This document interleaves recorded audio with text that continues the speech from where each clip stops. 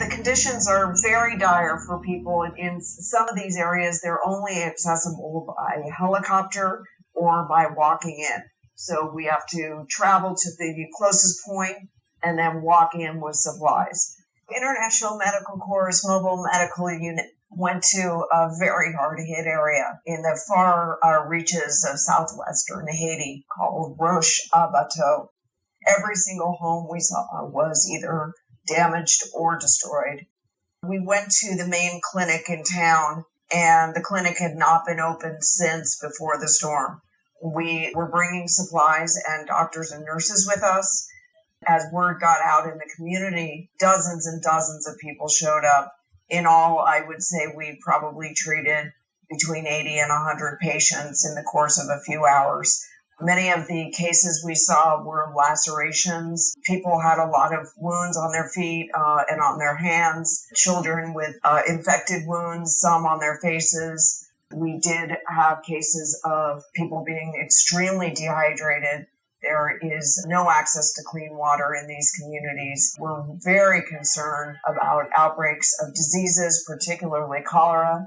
We are already seeing reports of many, many dozens of cases in these areas, potentially in the hundreds already.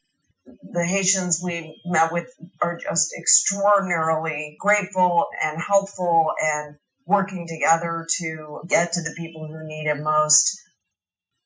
I met with one man who has an infant daughter, 3 months old. He and his wife knew that the storm was going to be coming and that their home was not going to be stable enough to withstand the storm. This man said that his entire home is gone. It's completely destroyed. And so he and his wife and his infant daughter are going to have to live somewhere else with relatives for a while until he can try to rebuild. And his story is replicated thousands and thousands of times over.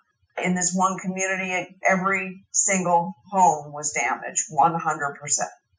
Many people are living in shelters, temporary shelters like schools and churches and other people's homes. I met with a family who is one among 200 people who are living in one room. And within the entire facility, it's a school, there are 13 rooms. They estimate 1,200 to 1,500 people living in this school. When school began this week, all of them had to leave. And so in many cases, they are living on the street, or they're trying to find some kind of other facility that they can go to.